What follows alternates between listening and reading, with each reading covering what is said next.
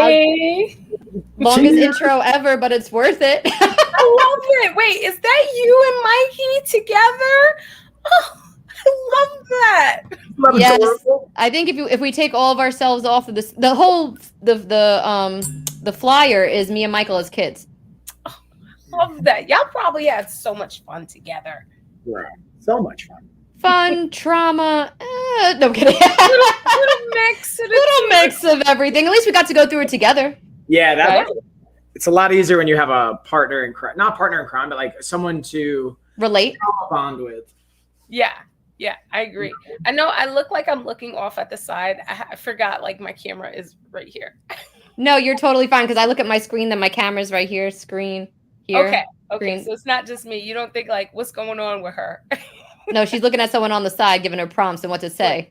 Right? Like, don't say that. Don't give all the secrets. Don't do it. Melody, don't do it. No kidding. Guys, welcome back to another episode of Real Family-ish here on Amazon, YouTube, Facebook. We're live everywhere. And today we got a special guest. You all know her. You all love her. She's one of the mamas on here on Amazon. I feel like she's like, like the mother of dragons?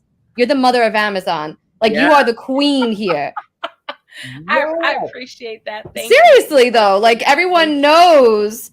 We got Vicky already in the chat. Hey, you beauties. Yes, I mean, all three of you are beautiful. Mike, Gina, and Mel. Woohoo! How are you guys doing? Yes, we got Rosalinda in the chat. Rosie's there. Rosalinda. Yes. She's like, what? Mel is co-streaming? Howdy ho hey, Gina, GMC, and Coach Mike. We got Blake. Hi, Blake. This looks like fun panel to join. Yes, we got the I wouldn't say we're not A-listers. It doesn't say the A-listers at Amazon, but we're only A-lister here. Ding ding ding ding ding. Yes. I think it's been an awesome journey because we met you as insider, right? Yeah. So we've got to almost watch you grow. And I think that's awesome. From the first time me and you, I think it was that Zoom call, how your setup was to now and what your career was. I'm this, I'm that, I'm building towards it. And that was 3 months ago, and here you are. It's been an interesting journey. It constantly evolves. And I think that goes with any kind of brand that you decide to become. With that, you have to grow. And when you grow, well, then you start to expand on things. So yeah, it's been more than 3 months, definitely more than 3 months. I want to say like a year, Gina. No, I'm saying since we spoke. Oh yeah, since we spoke, because it's been busy. It's been 3 months. Yeah. I was gonna say, wait, it hasn't been a year since we started talking. No, right? No. Probably like 3 to 6 months. At 3 most. to 6 months, yeah, because I've been kind of buckling down and doing things a little bit differently within the business, just streamlining certain processes, and now just shifting things around for family needs. So yeah, it's been a little bit different, but it's good. It's a good change. So tell us how you started and where you made the shift from. What was your career first? Where did you start? And how did you get here now? And how did you balance life as an Amazon streamer? And how did you even get started? So I wasn't even anything near this. I was a kindergarten teacher. And I went from actually being a special ed teacher, 5th grade special ed teacher. And it was a mutual agreement that we all wanted me to go to kindergarten because that's where I thrived the most. And I had like so many kids in that program that loved me, families loved me, but I needed something a little bit different for my own family. So I decided to shift into creating my own reading intervention business. And from there, I tried to spin off and do like my own YouTube channel. And I had found YouTube through a mutual friend. They said, hey, have you heard of this? Have you tried like applying for Amazon Live? And so I went ahead and I applied. I got accepted. And it took me about a month to learn how to live stream. I did not know anything about live streaming. When it came to tech, I was always the person calling tech support. Like asking them, can you help me? But so I just took a whole month after I had gotten, I had applied for the program, got accepted, and I learned every single thing that I possibly could about Amazon. Anything free, anything related to live streaming, anything related to how to vlog, how to use a camera. And I took several courses that month. I want to say I grinded so much, it was sick. Like it was crazy, like how much I grinded. And then I did my first live stream on an iPad that was held up with 2 yoga blocks. Nice. It was kind of Wow. hood, but you know what? It worked. Hey, I'm going to be honest. All of our streams looked like that in the beginning. No one here was like, we're into TV production. We're this amazing vlogger or we're all this. We literally first all started, if not on our laptops or our iPhones. I mean, the only reason I upgraded because of my husband. If I didn't have my husband, I would be looking like dirt if I'm being transparent. And then my knowledge went to Mike. So, and then Mike calls me, and the first thing he says when he sets up his camera, it's not turning on or it's not working. And I'm like, Mike, is there a battery in it? And he's like, oh no. I'm like, oh Jesus Christ. No, dude, do you know what it was? I didn't have a lens for it. That's what it was. Oh, I didn't have. Okay, it was something so obvious that he didn't have on the. I'm like, Michael, how do you think the camera works without a lens? I thought it was a battery lens. It was a lens. It was. I did get, because Josh sent me, and this is going back to Josh, so Gina's husband. He 100% the reason. Like, if it weren't for Gina and Josh, I would still be on my iPhone, doing it like so ghetto style. No microphones, no nothing. And again, speaking of like fun little plug, I actually have like the microphone I'm using right now, the camera I'm using right now. It is in the carousel, so you guys all of our equipment. Yeah, all of our equipment that we're using right now is in the carousel down below. Today's episode, and when we do the podcast, it's more about talking with you guys, interacting with our guests, but we still have our products down below. So any questions about the products, I do, like, everything in my office is in the carousel, from my MacBook to the microphone to the audio interface to my camera. What else I got in here? I got the skeleton. I could add him to the carousel too. Whatever we want to name him back there can join. He'll be our next guest. But all jokes aside, it's not as easy as everyone looks. It's not just turning on a camera and sitting down. You got to be prepared. You got to be mentally prepared, because you have a ishy day. You got to smile and get on that camera. Yeah, you got to push through. Which is some people just can't handle. And it shows. That's true. It's not for everybody. It's not for everybody. And I think also when you go into this line of business, you have to learn that balance, which is exactly what I constantly look at. Like, what is it that I need to work on? Have I neglected anything off of a checklist that I have? And if I did, what were the reasons why, and how to prevent that from happening? So it's always like some sort of list in which I have to go and I got to tick off to see, am I making sure, like, am I spending adequate time? Like, and what does adequate time look like? It may be different on some days. Like some days everybody might be tired, and maybe they just want to do like a, family movie, and everybody wants to go to bed. That's me every night. Yeah. That's how I feel sometimes too. But I know, like, with my kids, they're in high school. Okay. So it's a little different. They're older, they're more independent.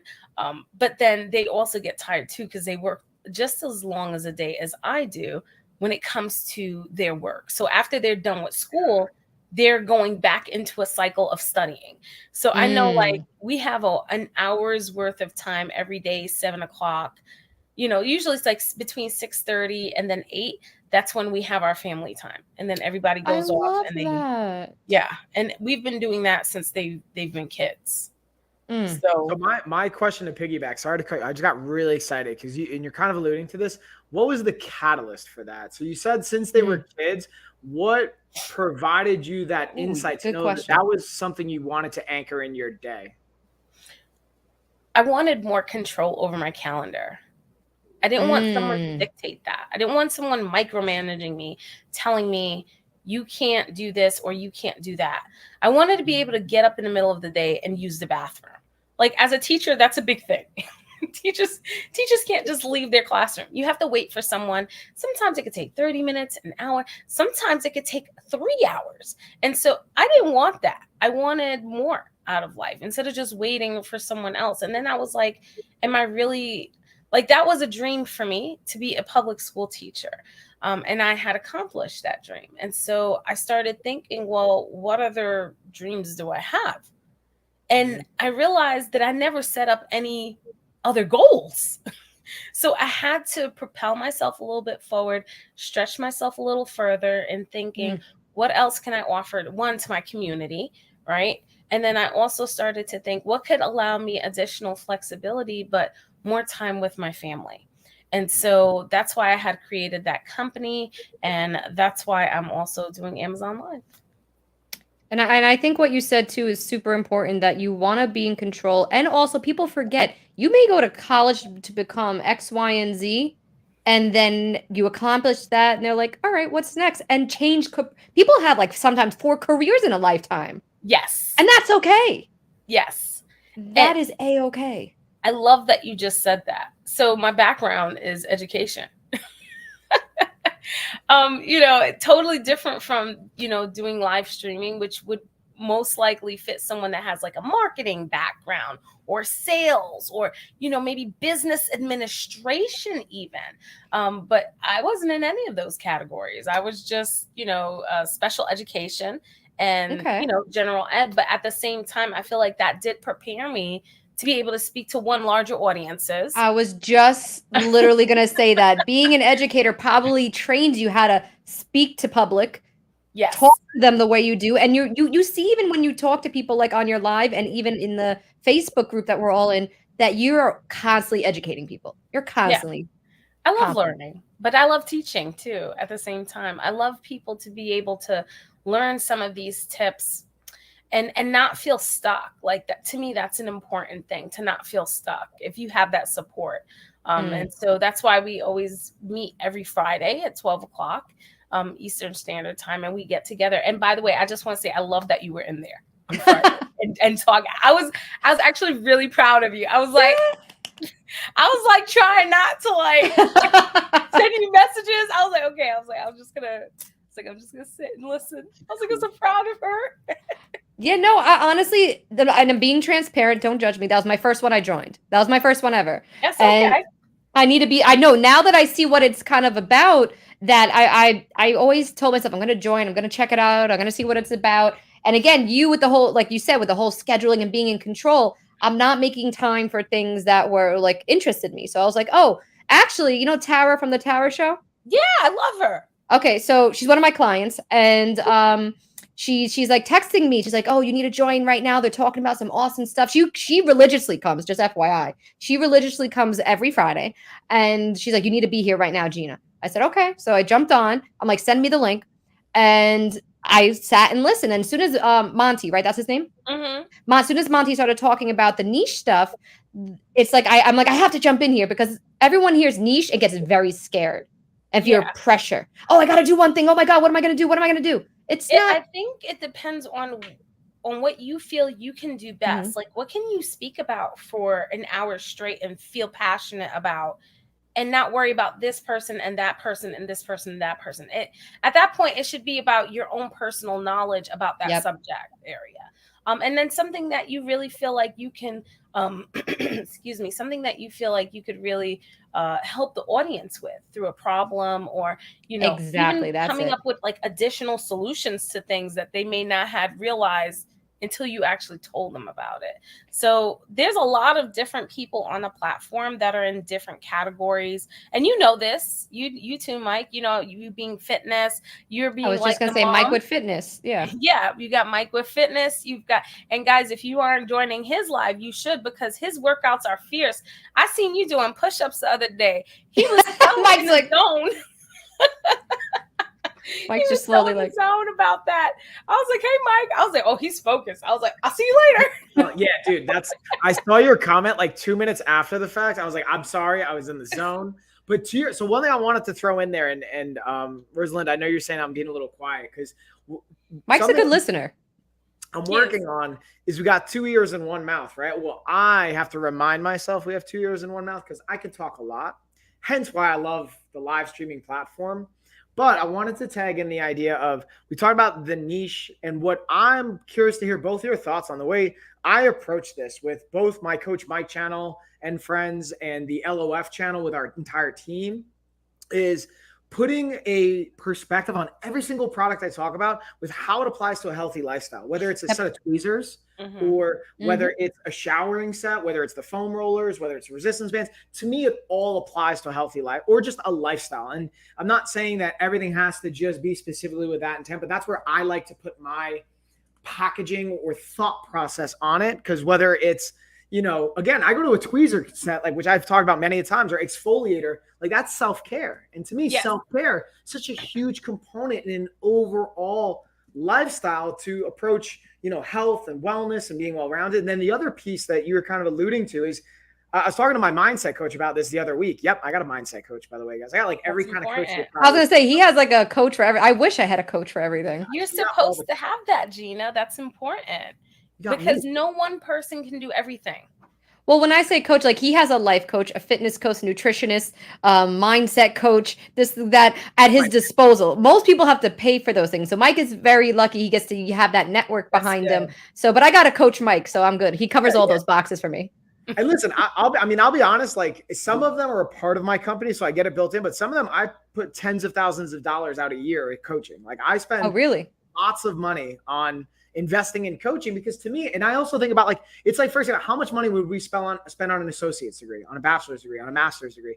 Tens, if not hundreds of thousands of dollars. And even Mel, you were talking about it before, like with buying courses and educating ourselves. And like, to me, it's, I look at an investment and whether it's, I'm going to get a financial return on investment, quality of life. Oh, what's up, Nicole? Shout out to also one of my amazing coaches. Speaking of coach, hi, Nicole. Nicole, how are Coach you? Nicole, by the way. She said she'll hook you up. She's got you. Yeah. Woo! But my point is, like, we were talking about this with my other mindset coach of integrity with our product. So like, no matter what the sponsorship deal is, no matter what the product is, I always keep integrity in mind. Meaning if I'm going to talk about it, no matter what the price point is, I'm going to talk about it with the intent of sharing perspective. If there's something about it I don't like, I'm going to share that, or at least put it in a way to give feedback to the company and share it with the audience and not just sugarcoat. It doesn't have to be so negative. It's just feedback. Yeah. It's not about like, hey, this is horrible. Because I'll be fully transparent with you guys. When I had my first sponsorship deal, it was with a heartburn medication company, and I won't say it just because of, but they're like huge. I don't know if actually it would be an issue if I say it on Amazon, but I wouldn't say it. I'm just not gonna. But the point is that it was like multi-$1,000 sponsorship to a 20-something-year-old kid that just started fighting. And that was the whole reason I even started my company, Life of a Fighter. And I had never taken it before. And like, it was just one of those things that ever since I was like, it was a great deal and got great exposure. And they did a whole campaign on me, but I just never felt good about it. So ever since then, it's always been products I either use or things that when I'm testing, I'm sharing open perspective or things that I get. And it goes back to integrity. So I'm curious, like when you guys both hear that, especially you, Mel, like, cause I'm curious your thoughts or your learning curve maybe going throughout this process. So when I first started off, I was just taking pretty much anything I could start off with. I'm guilty of it too. And I'm just going to be straight with you. In the beginning, it's a learning process. I didn't know. I mean, I knew that there was integrity behind it, like such as, there's certain things you have to follow in order to, be in compliance. Like that I followed. FTC, But when it came to that part, I was like, oh, I'm just streaming it. But then I started getting deeper and deeper into it and realizing, I started thinking, is this a product that fits my audience? Is this the product that I really feel passionate about talking about? Do I really like this? And I started saying no. Because one, some of them weren't fitting the criteria of the collaboration. Some people, expected free streams. And, a lot of these things we do for supporting our families. And so I just didn't have the bandwidth for our team to be able to keep doing these free streams. And so this year I had to tell people no. When I started working with you, we started telling people no all the time. When you got those spammy emails and stuff like that, and I was helping you with some of that stuff, we had to say no. Like it just comes down to knowing your worth. And don't get me wrong, we all do a deal where I really wanted this product.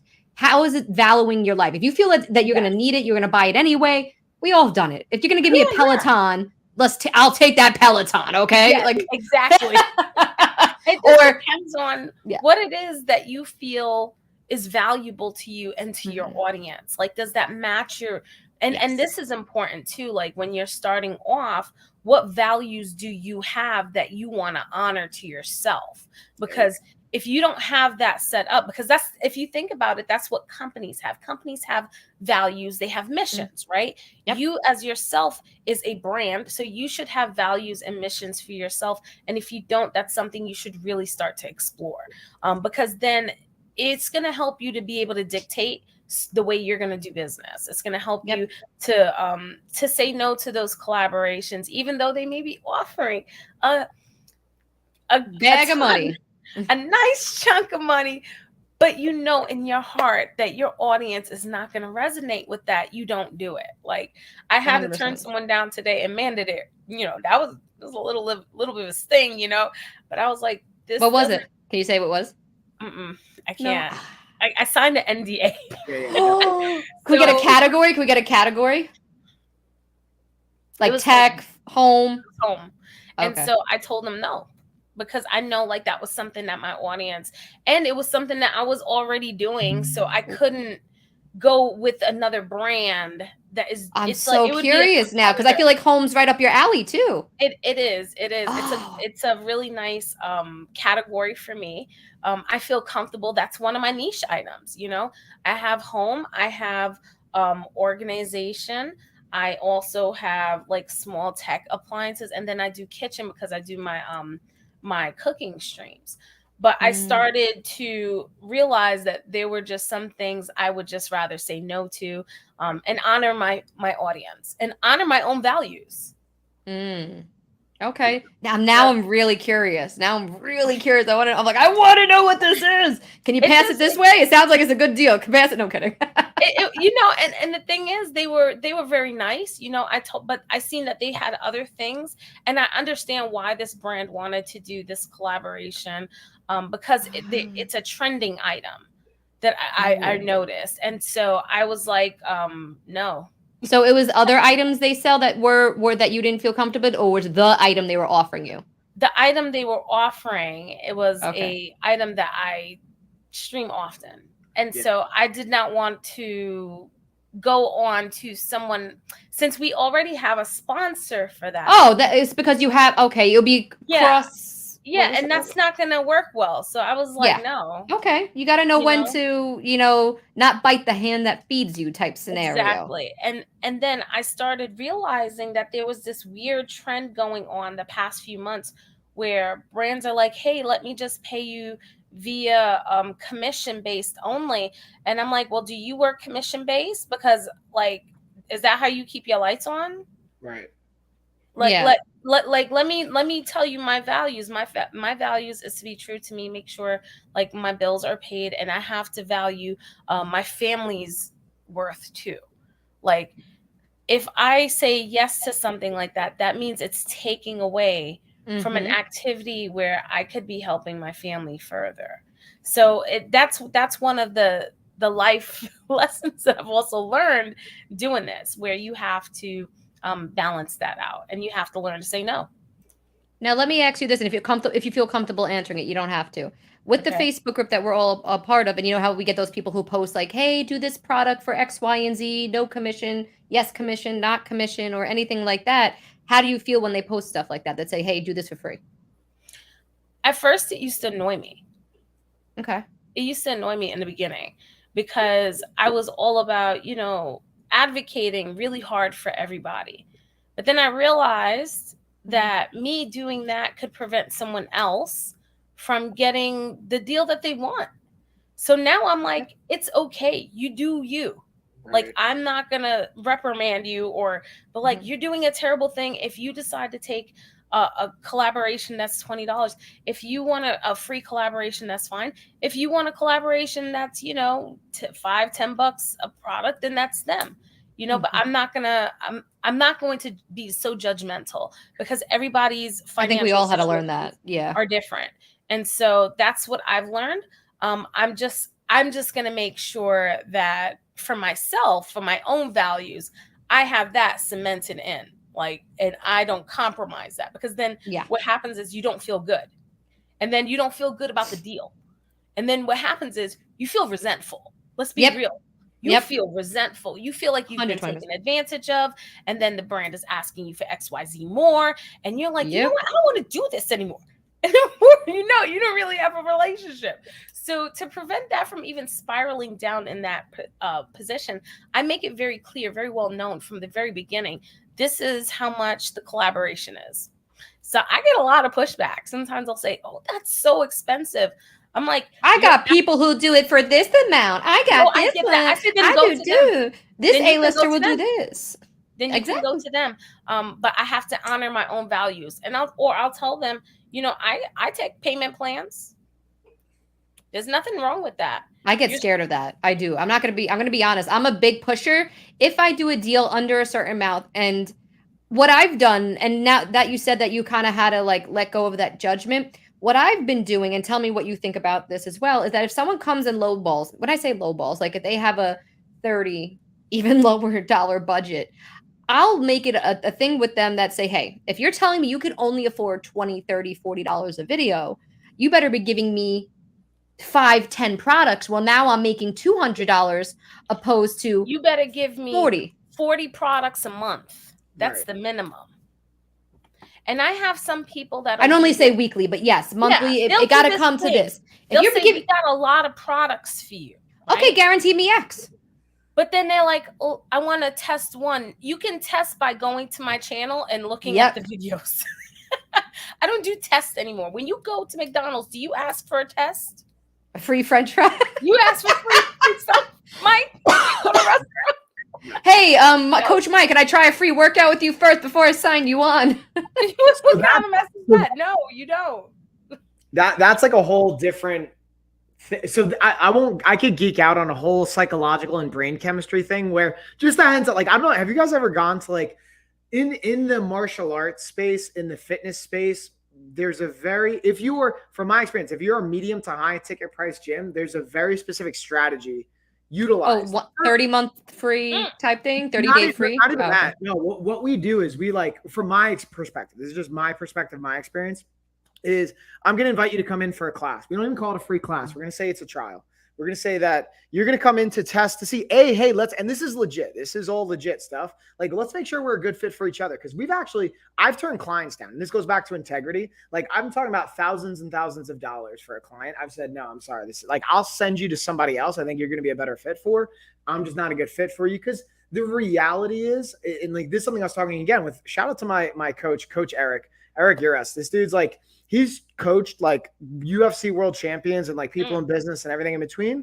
And what we talk about is sometimes you're going to have those clients and you already talk. And I'm so resonating with what you said now, because I have a list of a couple of brands right now. I'm not going to say who they are, that I'm like, dude, I'm literally walking away. I'll give you your money back. I'll send your product back. I don't want to work with you guys. You know, I don't want there to be any hard feelings. I just don't want to deal with this anymore. It's just not worth it. Let's move forward, whatever that is. Or I'll complete the project. Don't even pay me. I just want to move forward. It just to be done, which is also not the move. But in a fitness space, we'll have people come in because what happens when you do like jujitsu or Muay Thai or any fitness, high exertion, your body releases oxytocin. Oxytocin is a bonding mechanism, and it makes you feel really good. And it makes you more trusting. So there is a component to it you can leverage. Now, this is like, listen, depends on how you feel. That's awesome. Yeah. So this is like, there's a trick to it. And I don't want to say trick because this is like legit. We've turned people down just saying, hey, you're just not a good fit, even with the oxytocin bond and all that fun stuff. But there's like legitimacy to that and like legitimacy to, and depending the environment, when it comes to brand deals and stuff, like there's no oxytocin release. There's no like, but what I do, I'm curious what you think about this. When I do like real deals with my company, like I want to talk about not brand deals, but like if I'm going to bring somebody on board to be a coach with me or a brand I'm going to work with, I train with them first. Like I don't do business with people I don't train with. And I don't mean it doesn't even have to be in person. I don't have to punch you in the face. We don't have to grapple. I'm going to punch you in the face. I want to see how are you going to operate in certain environments. And then I want to get an idea of who you are, because to me, in the gym and on the mats reveals the most real to a person. Or you get to, there's a steep learning curve of I can know so much about a person within 15 minutes just from training with them. I think I could see your point of view for that. So you could see what their endurance level is. If they come across a hard project, are they going to be able to follow through? Right.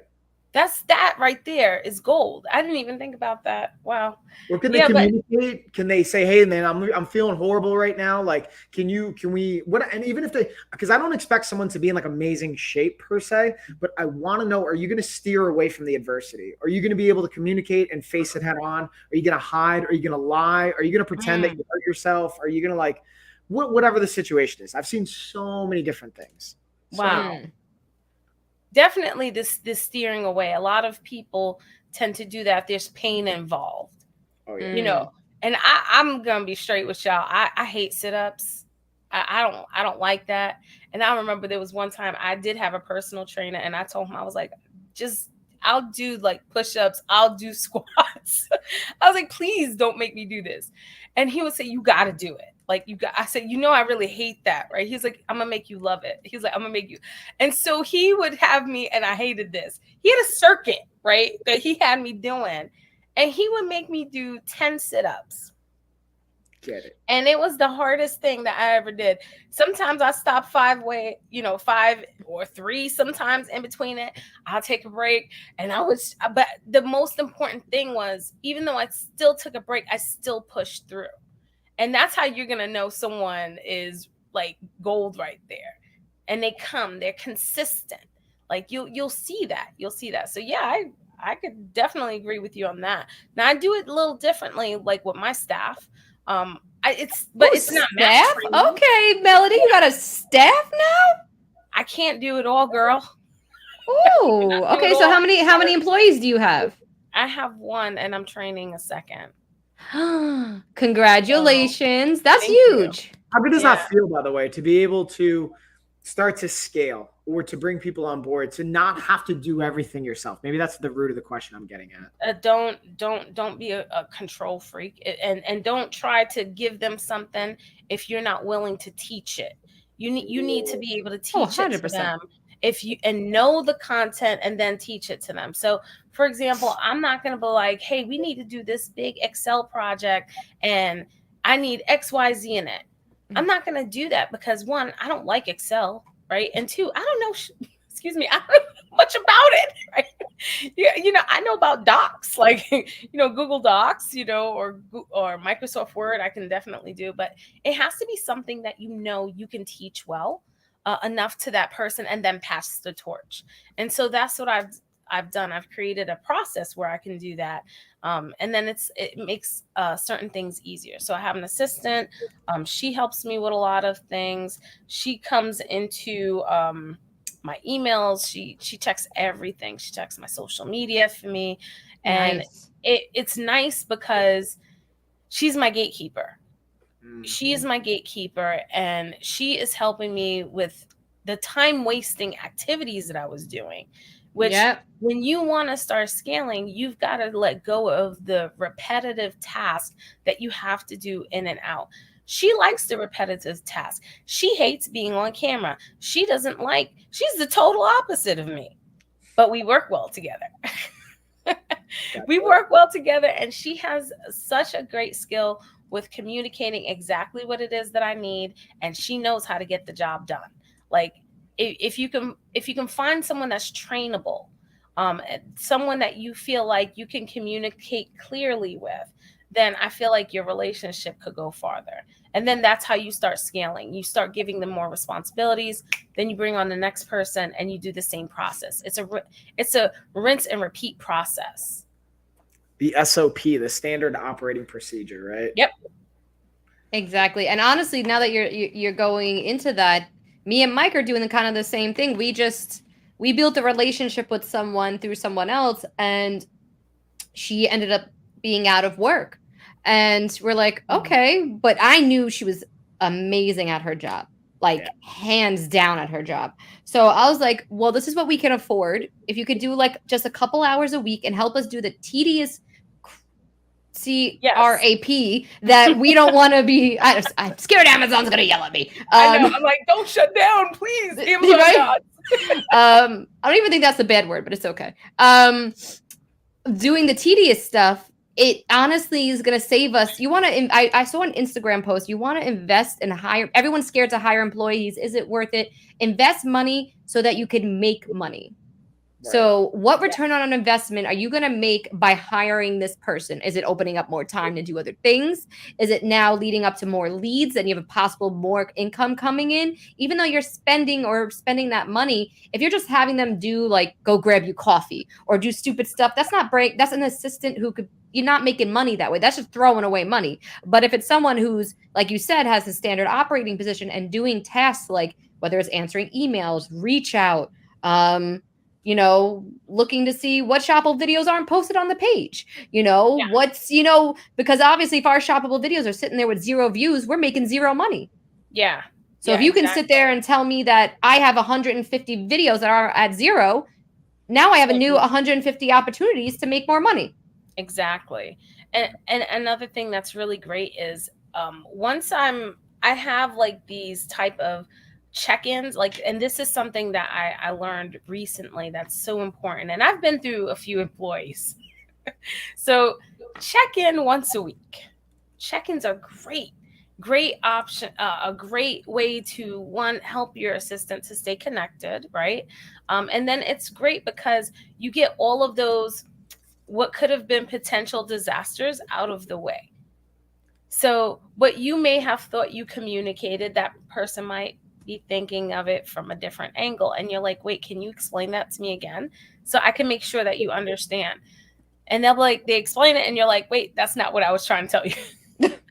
So that's one of the reasons why I like to do like once a week check-ins, and then to reinforce what it is that they're supposed to be working on for that week.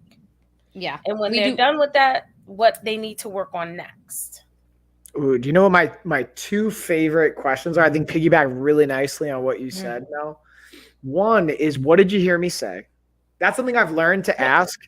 Like with, believe it or not, like my wife, my kids, like in business, and like I've had people like, dude, ask me this question too. So here's what I'm hearing you say. From a coach, I think that's like a skill I've developed kind of early because it's helpful, obviously, in the coaching capacity. Like you have to, if you're going to be successful, from my experience, you're going to have to be able to have active listening. You're going to be able to leverage all these things that I learned from a health coach and doing that kind of component of it. But the other piece is doing a positive sandwich. This is like old school, but like the thing I love, and I do this with my fighters more than anybody else. But even with like my coach, we do weekly check-ins. And even now, like with the new person we brought on, or going through different VAs in the past. And when I say VA, I mean virtual assistant, for those that are not like, I hate when people use acronyms and I'm like, I have no idea what we're talking about. So for anyone like listening and watching, VA, virtual assistant, but saying, hey, what's a positive from the last week? What's something you can improve? And then what's something you're grateful for, so that we can kind of see and work through things and be able to really utilize it. And it's been awesome to see that, especially for my fighters. And I'm going to go on a little rant here. This past weekend, I went out to Myrtle Beach and we had 2 fighters take home. Did they win? Yeah, they both won. They went undefeated. They went 3-0. Congratulations. Yes. Shout out Deuce Carter. He went 2-0, won the IKF East Coast Classic, I want to say 125 division for Unified Rules Kickboxing. And then shout out to Justin Carrillo, who the Jaguar. He went 1-0 in the Muay Thai division for, I believe, is 185. And he's actually one of my coaches. So he coaches for me. He's a certified personal trainer, has an associate's degree. He's this dude. I won't go into the details because Amazon's actually taken my stream down before with it going into his story, but he got a skull fracture. And I won't go into the graphic details because that's why they took the stream down. We were getting too graphic on what happened, but it was during training. He hurt himself. Yeah, he hurt himself. He hurt himself back in last November, and this October he just fought. That was his first fight back. Didn't need surgery, nothing. He just somehow Wolverined it. The doctors said, dude, we've never seen anything like this before. Like, we've never had anyone heal like this. And he's just like back to living his best life. It's absolutely amazing. It's like, I literally just made a post about it on Instagram before this. And I was so proud of them. But my point of saying all of this is going back to the team and going to the check-ins and being able to communicate. And that's what I heard you say ultimately, Mel, is like communication and those operating procedures and those like systems that we can like copy and paste. Yes. What I've learned to do, and I'm curious what you think about this, Mel, is when someone's going through, and we can even do this with the person we're working with, G, is they document what they're doing. So they build the manual for the next person. So they're kind of like building it as they go. And then we pass it on when we want to replace them or bring on new people or something like that. I do have a process like that. I also have like a little video library where smart. And so they have to go through a training process. Instead of me always having to be there, they can look at this video. And then afterwards, because I can see if they watch the video or not, I just send them a little note and I'll say, hey, see, I hope that you got a chance to see the video. Let me know if you have any questions about it. Guys, when you do the videos, please don't do it like 5 minutes. That's still too long. Yeah. 35 seconds. And then go on to the next piece. Yep. Because when you give that to an assistant and it's just 35 seconds, they're like, oh, it feels achievable. It feels like, oh, I know. Not so overwhelming, not so draining, not so, oh my God, this is so And that was one of the feedbacks that I had gotten from my assistant. She said, I just love how you train. She said, it's bite size. And that's exactly how you have to train. I love that. That is gold right there. Yeah, it's bite size. And so when I trained her, she did the same task for three weeks straight. She was itching to do other stuff. I said, I got you. I said, but right now I need you to perfectness. I need you to master this one task. That's it. Just master this. And I promise you that you will do more stuff. Now she's doing like a whole bunch of other stuff. You know, I feel very comfortable with her. Great. And then even that, I've asked her during these meetings for feedback. And I would say to her, well, what do you feel we could do to make the process easier? I'm not going to bust her chops if she's not going to spend a whole hour doing something. I'm going to tell you right now. If you're getting the job done, you're getting the job done. Yeah. That's what we tell our assistant too, is basically like, I don't care if you do it on a Saturday night at 9 p.m. or if you do it on a Tuesday at 2 o'clock in the morning. As long as you get it done by the end of the week and you tell us, here's the report, here's what you do. We're good. We're good. Yep. That's it. And so giving her that freedom. That she likes that. And so she's told me, I can't wait until next year. And I'm like, that's so good because she sees a future. See, but let's bring it back. One thing I tell every business owner, and I even told my dad this when he had his business, is that if you don't make your employees, big or small, no matter what their task is, it could be picking up dog doo-doo or cleaning out a warehouse, cleaning toilets. If you don't make them feel appreciated, wanted, needed, one bad apple ruins it for the bunch, and your company will fail. Yeah. Will fail, guaranteed. You're so right about it. One person can make the difference with just bringing the whole thing down. We had an employee, I want to say like maybe 3 weeks ago. I kind of let them go, but this person just wasn't showing up to do the work. And so she's just such a sweet, kind soul. She was doing all of the work. And so I was like, we need to just have a little check-in. I was like, nothing's wrong. I just want to see how you doing. I said, you just seem a little stressed. I want to make sure, is the workload too much for you? Maybe we can scale back on a few things, focus on some other things. So where to go left? Yeah. I'm waiting for it to go left. So she was like, just been trying to get this person on board. And I know she didn't want to say, I said, say no more. Say no more. So I think I scared this person because I was like, listen, I was like, where are you? I was like, I'm waiting for you online right now. Cause we were all working on a specific sheet. He's like, yeah, I'm going to get it done. I'm like, where are you? I see you outside. Why aren't you at your computer? Like that was now the mean person in me coming out, and I'm just like, I can't picture that either. I can't picture mean Melody. I can't picture it, but I'm sure it's there. It can be there. I don't like that. It could be there. It could be there. But I told this person, I said, I just realized like midway as I was like speaking in this way, I didn't like how it made me feel, how to reflect on my values, right? There you go. And then I just next day they just had access to nothing. That hurts too. I've been that employee where not that you think everything's fine, because you kind of got a gut feeling something's coming. It doesn't normally happen out of nowhere, but all of a sudden you go to log onto your computer and you're blocked from everything, and you're like, oh. I mean, Gina, you tell someone, I just need you to do this one task, and it's not like I didn't teach them. I was giving them lots of support. Oh, it's probably rightfully happened, but this was just a person that just didn't want to do the work. And you can't, and that's another thing, you can't force someone to do the work. They have to want to do it for themselves. What's the bring the horse to water, but they won't you drink can't. it? There you go. Something like that. Yeah, that's perfect. You can't do that. So it's something they have to feel passionate about. And it's something also that is like an integrity kind of thing. Like some people just don't have that. They don't know about that. So they have to learn that. And so I used to tell even my kindergarten students this, do the right thing even when no one's looking. That's integrity. You do the right 120%. even though no one's looking. You should be doing it for yourself. Do it for yourself. You know, when you lay your head down on that pillow at night, you're going to feel good about yourself. Not like, you know, if you're doing stuff you're not supposed to do, you're not going to feel so hot. And then you'll be thinking about it, and then you'll toll about it. You'll stress about it.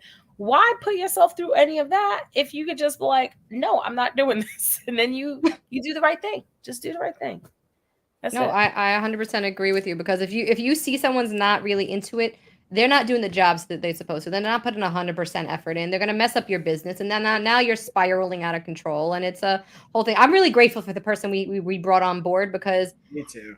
I saw her working with someone else, and I saw how much of a freaking star she was. And I was like, oh, I wish I could afford her to be my full-time assistant. But, you know, when everything happened, I'm like, well, maybe everything happens for a reason. We said, do it at your own time. I don't care. You do it at 2 a.m., 5 a.m., 3 a.m., or Saturday, Sunday, Monday, as long as we had those check-ins and you're good to go. And she came with us in the next meeting with 3 pages of written notes, questions. I want to make sure I'm doing this right. I'm doing that right. And we're like, okay. And it was just one task we gave her to start with, you know, simple, you know, transparent. Integrity. Yeah. Integrity. Someone that cares about their job. That's it. She cared. And that to me is 100% why I love Amazon. I love their customer service, because if you're not happy with something, sorry, I made it bad. Like, you're like I like their customer service. I do, because let me tell you, time and time again, whenever I've had something that I've purchased. Wait, the customer service. I was gonna say, wait, the customer service when you purchase something, or the customer service that when we need purchase something. Okay, different. So, yes, I love that. I love that. Like a facial brush, and it was real cool. Like it had like this double feature where you could use it for, like, there was like a soft layer part, and then you flip it, and it's supposed to be like a scrub, right? Mm-hmm. Oh, okay. Well, the soft layer part that has the bristles, they fell off on my face while I was washing my face with soap. So I was not happy. So I returned it, you know, like, but that's crazy. They did it with grace, is what I'm 100%. I will say that. Yeah. Kind. And then I started to think, what if I were to implement that same type of customer service in my own business? And as soon as I started doing that, that's when I noticed things started changing for the better. When you say you're changing that with your business, talking to the people on live, like what part of the customer service do you mean? Like the way you interact with your followers, or not only the way I interact with my followers, but more for my reading intervention business. Okay. Like people were referring me, and I didn't even know, like, I was getting like referrals. Like I was picking up like 2 kids at least a week. Oh, wow. And that's a lot. And I've reached my full capacity. Like I can't do anymore. Like I've now got to the point where I can't even do makeup sessions. You got to come. Mm-hmm. That's it. Wait, you're still doing the learning and reading right now? Yes. Oh, wow. So I still do this, and I do Amazon Live, and then, you know, I'm doing the negotiations, and then I got my team with the videos. I do all of these things. And if it wasn't for this other person that I was working with, that'd be pretty rough. But, you know, like I said before, this other person, just real spinning back real quick of how one person can damage everything. After they left my business, I noticed as far as the earnings went up by 20%. What? Because this person was blocking the cog in the wheel from moving. There you go. Because they weren't confident enough in themselves to do these tasks. Even though we gave them assistance, we gave them a gentle hand, You know, you just, there's going to be points where you just, sometimes you got to do the hard stuff, you know, the hard stuff, you know, when you do that part. But I'm building the business enough to where maybe someone else will do that, because I won't have time to do that either. I do a lot of the negotiation for a lot of people, so I totally understand. Then I got to do it for myself. So it's a whole having, and now my back of my mind, I want to hire like the person we're training right now and working with. I feel she's fully capable of like talking to the sellers and people for us. It's me letting go of not being in control and saying I'm trusting someone else to speak on my behalf, which is really hard for me. Which is really hard. You create templates. Yeah. Of things that you want her to say, right? Things that you know that you will feel comfortable with her saying. And you could say, hey, and then ask her, are there any other suggested things that you'd like to add to this? This is the template that I would like for you to use.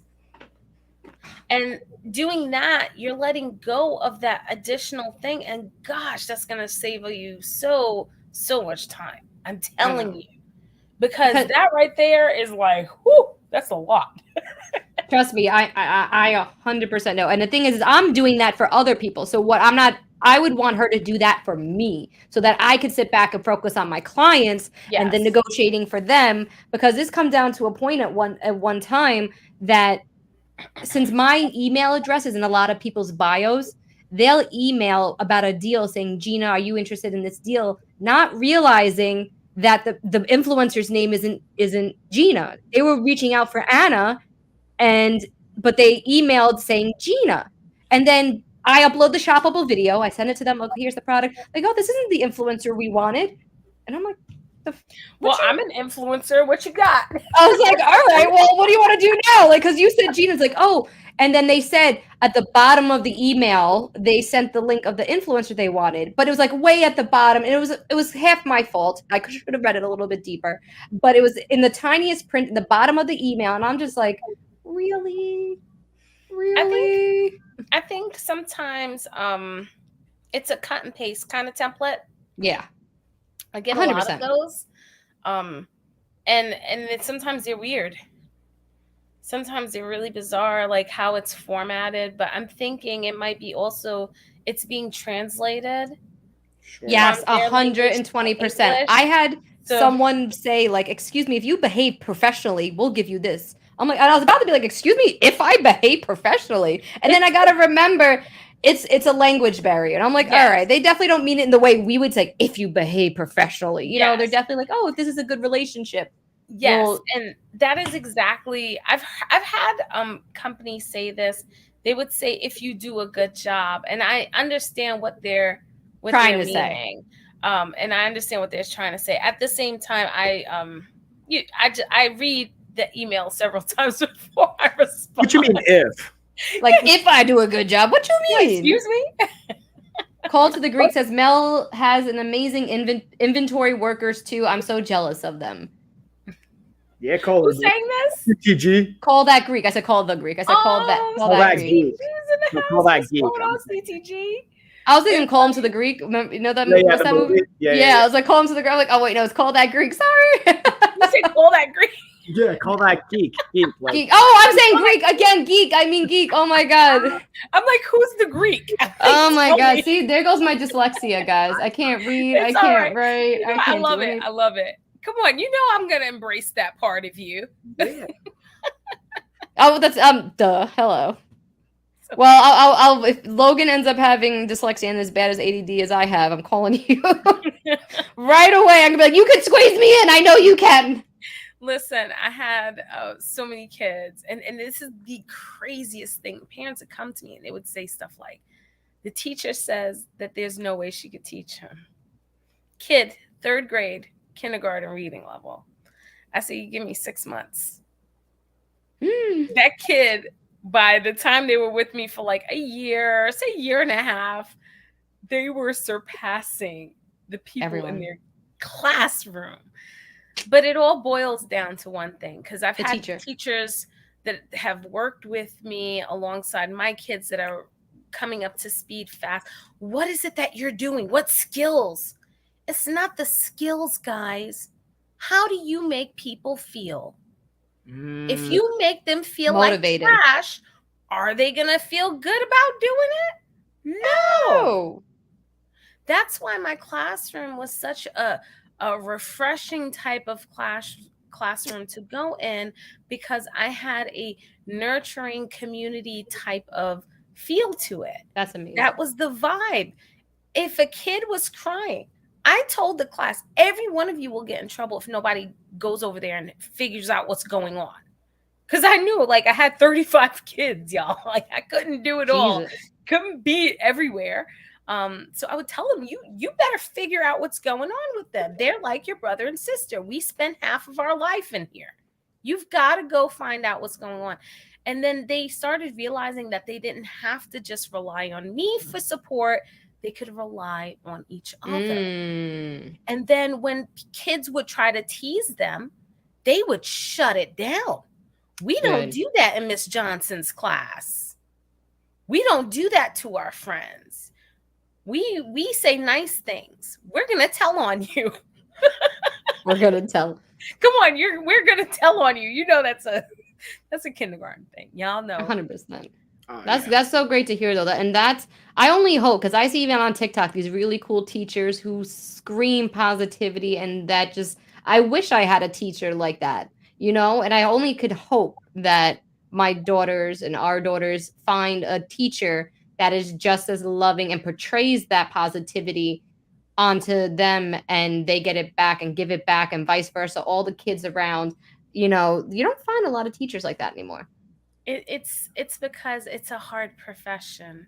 It is a hard profession where a lot of teachers get burnt out easy because they give so much of themselves. So because they give so much, a lot of okay, so it's kind of like this. If you want to perform really well as a coach, you got to make sure you're taking care of yourself, right? Yep. You got to make sure you're having adequate sleep. You got to make sure that you set boundaries so you can get the rest that you need and the time that you have with your family. And you got to make sure you're eating right, right? With a teacher, it's not always like that. Like, I had realized that the work never stops. Nope. And this is now for anything. The work will always be there. But you've got to make sure you're taking care of yourself. The self-care needs to be put in place. And a lot of teachers don't have that support. Sometimes it's just themselves. So that's why, like, when my kids would come home and they would tell me, so this is like after I was done with like quitting school, I would tell them, listen, how long your teacher been there? I was like, I guarantee you, your teacher's about to retire. They're like, how did you know? I know. You can always tell the ones who are about to retire. You can tell, you can feel it, and you can sense it all the time. But with being able to teach the kids, they know too. These kids pick up better on feelings than adults. They also will tell you what they're feeling right then and there, which sometimes adults aren't good at doing. But they're so transparent about things. And they'll tell you, I don't like this because, okay, well, we can work on that together. I want them to have a voice and a choice. A voice and a choice. Let them have a voice and a choice. Then when they get older, they don't have a problem speaking up for themselves. I agree with that 120%. And the problem is, a lot of these things are suppressed when they're kids. Now, I'm not going to get any deeper into it because then it's just going to be it's going to be controversial. Well, I can go real deep, but it's important to be able to give them a voice and a choice, and also to allow them the social skills. I understand a lot of parents, they want their kids in the curriculum. They want their do the tutoring. They want them to do sports. You keep a balance. Just do your pick two and that's it. Like, don't do anything else. Like, I used to have parents say, he does not want to do anything when he gets home. I'm like, oh man. I'm like, let me tell you about sweet Joshua. Joshua is a good kid. He is always on time, always on point with his work. I'm like, just give him a break when he gets home. They're like, that's all you want him to do? Let him read on his own time. Let him relax. Let him relax. Because we're at it from 7:45 all the way until that bell ends at 2:30.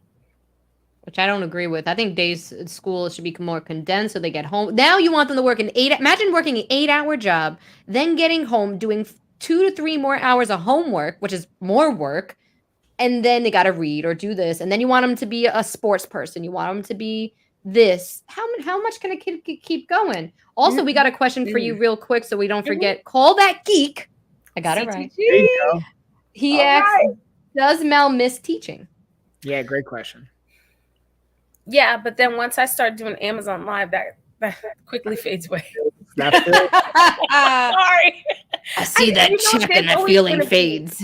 There's always going to be that feeling, like it'll always hold a special place in my heart because I was given the opportunity and trusted with children and seeing their first time being able to read, seeing their first time being able to write, seeing the first time that they actually truly loved reading or writing or school. So for me, those are irreplaceable memories. So yeah, teaching will always have a special place, but I teach in a different way now, CTG. I teach this. I teach how to make monies on Amazon. Monies. See, there's my great English language for me. It's all right. It's all right. What did you say, Mike? I want to throw a question in here because I'm curious. I'm curious if this is something that's come up for you because it's something I've recently, again, talking with my mindset. Also, not only have all these coach stuff, I have a therapist, to be transparent, guys. So, like, I'm not saying life coaches and all these things should replace a therapist. There's times and place for all this. And I personally, it's just a personal thing. I think like we all get a physical checkup. I think we should all have like therapists. We have, like, I agree with you. But that's a whole different. We don't have to. That's another conversation we could have. That's a whole other. We could do it. We could have a self-help one. We could talk about that. We should. There's lots of things to dig into, but I'm curious.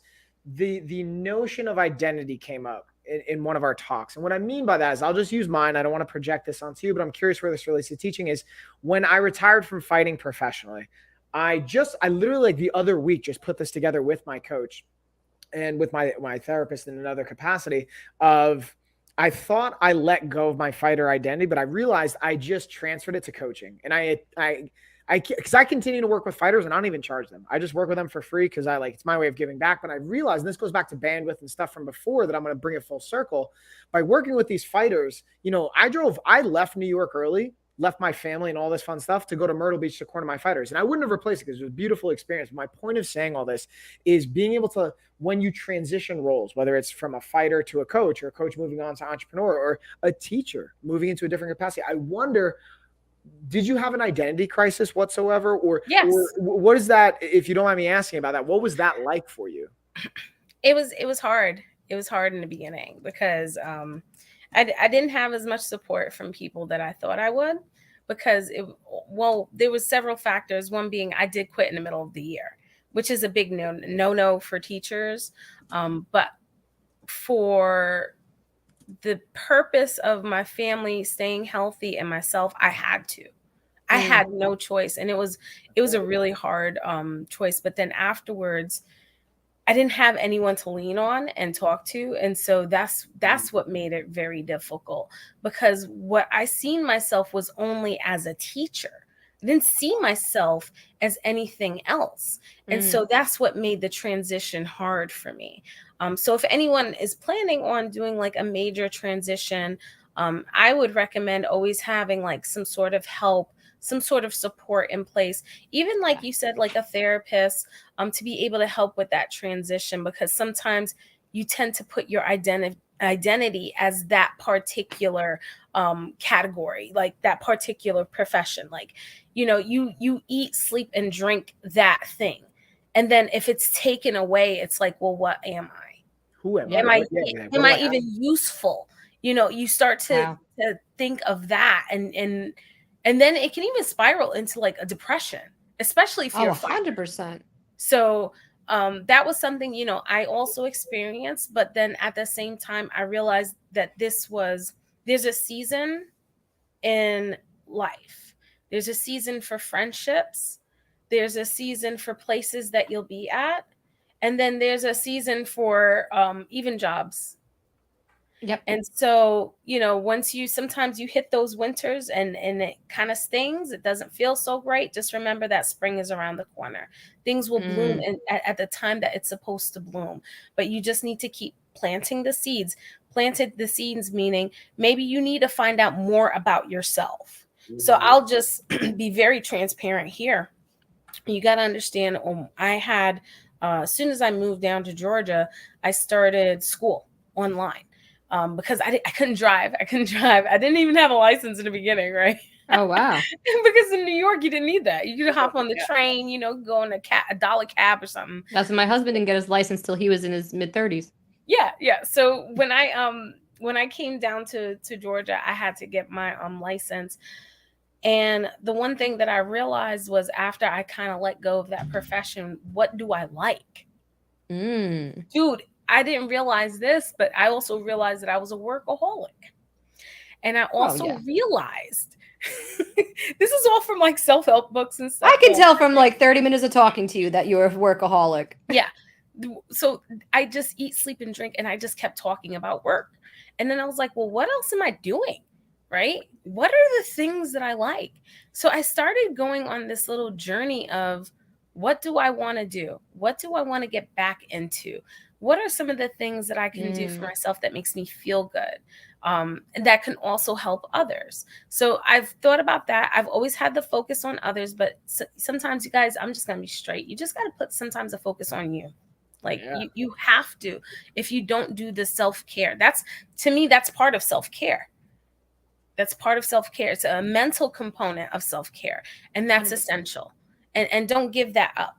Like, especially if you have a job, like you're teaching, you need to put in the self-care, whether you're getting your nails done. I don't care if your boss is like, what are you doing after work? I have an appointment and I can't break it. Yeah. Yep. That's your nail appointment. That's your Me downtime. time.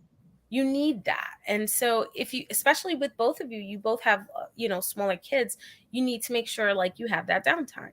Like, I didn't have that. I didn't have that. I didn't think I needed it. But then there were days that I was burnt out and I couldn't figure out why. So that's why I make sure I build in my self-care days. If I don't, I start getting sick. So that's when I know, okay, I've got to look at my calendar. What dates do I have coming up for family? I know I got Thanksgiving coming up, right? My husband is going to be off some of those days. So I'm going to put in certain days where I may work more days than others. And so then you could have more time. Yes. So now always be looking at your calendar a month ahead of time. What days am I taking off? What days am I doing my self-care? And you consider that like a doctor's appointment. You don't miss a doctor's appointment, right? Because you got to pay for it later. Well, it's the same thing for a nail appointment, or if you're getting a facial, you're going to pay for it later in some sort of stressful way. So keep that appointment for yourself. Honor that. That is part of your value system. That's what now we're going back to the beginning where I'm saying your values are important. Yep. And I think that's super important, because Mike was also, Mike and I, we skipped last week, but we started doing weekly check-ins. So he calls me to see how I'm doing as far as health, as far as coaching and everything like that. And he said, like, have you and Josh you need to put a day on the calendar, like write it physically on the calendar, that you could have a date night. Because otherwise, next month. Oh, next week. Oh, next. And since me and Mike spoke, if I'm being transparent, I haven't put anything on the calendar. But with Josh, we need to sit down and talk, because Josh is traveling next week. So it's maybe the week after that. Then the next week is Thanksgiving. And then you have Black Friday. And apparently now he's getting the vasectomy in the end of the month. So 50% off. 50% off Cyber Monday, guys. He'll be live from the room like, hey, guys, this chair's on sale too. You get a laser with this. And a free urinal cup.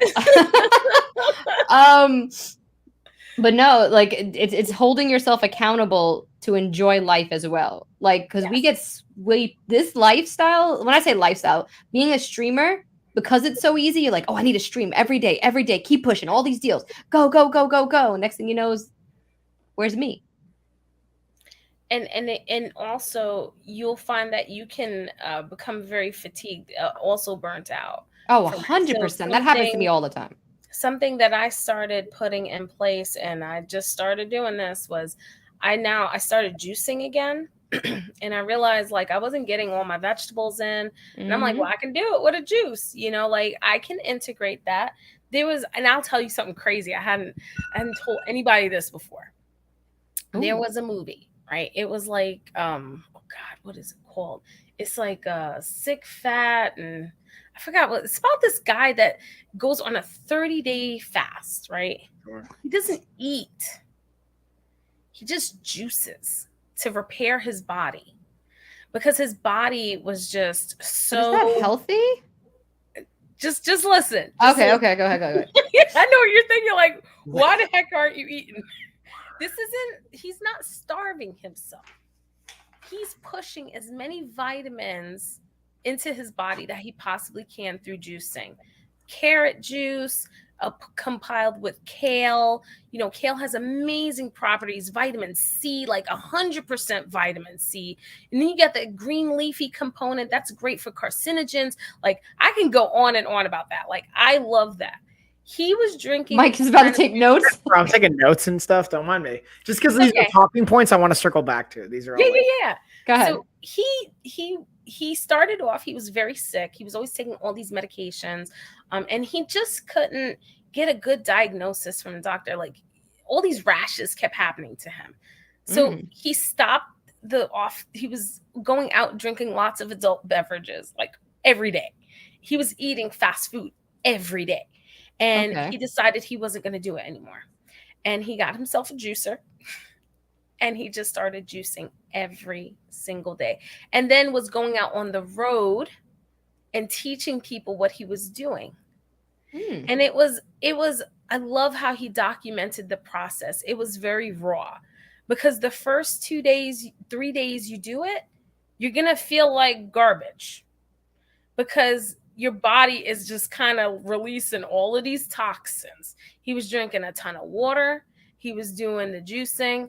And now I don't recommend anyone else to do this. You need to talk to your doctor. Yes. This.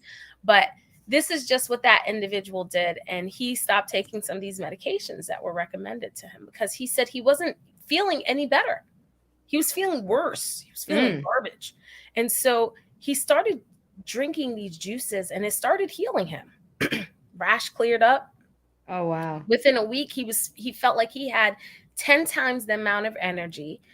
And I was like, at first, I was like, this is just TV. I'm going to try this out. I did it for 30 days. Nothing but juice. Only the juicing. No fuck. Excuse my language. No way. It was for 30 days, Gina. And I'm telling you, it was hard. It was hard. But it worked. It worked.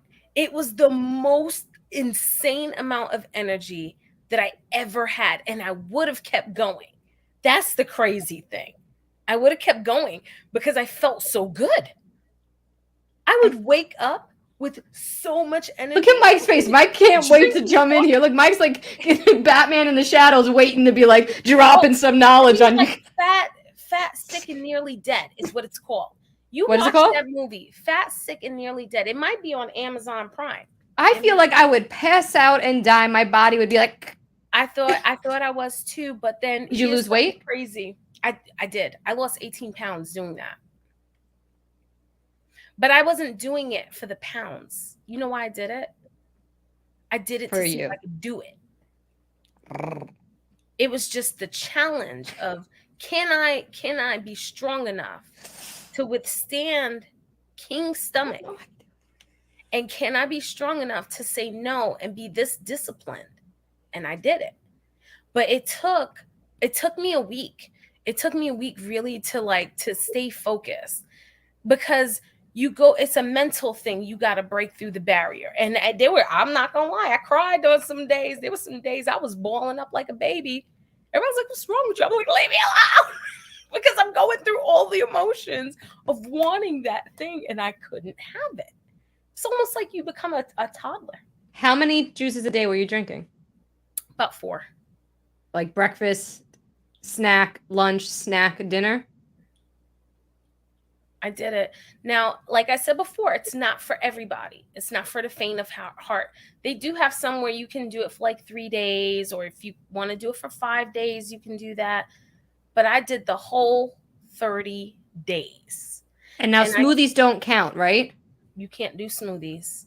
Only juice. It was juicing.